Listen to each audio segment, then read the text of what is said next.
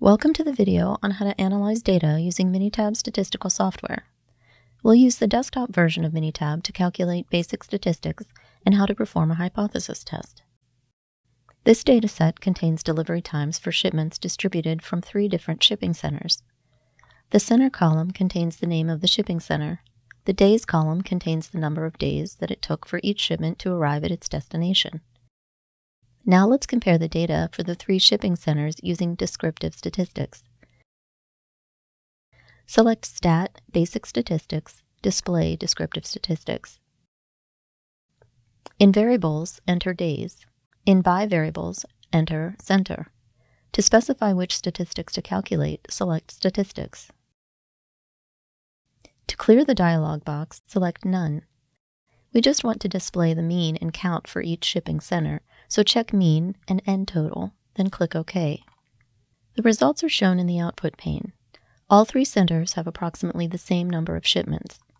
The Western Center has an average of about 3 shipping days, Central has an average of about 4, and Eastern is 4.5. Based on these results alone, we don't know if there's a statistically significant difference between the 3 centers. We can use an analysis of variance, or ANOVA, to determine this. Minitab offers many different ANOVA options. In this example, center is the only factor that we have, so let's use one-way ANOVA. In response, enter days. In factor, enter center, then click OK. In the analysis of variance table, the p-value is 0.000, which is less than the commonly used significance level of 0.05. Therefore, we can conclude that there is a significant difference in shipping times between the 3 centers. For more information on how to interpret the results, select Shift plus F1 in the output pane to access the help topic.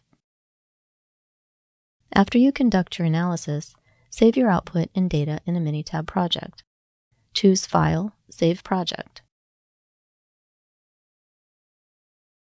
For more information about our Minitab products, go to minitab.com.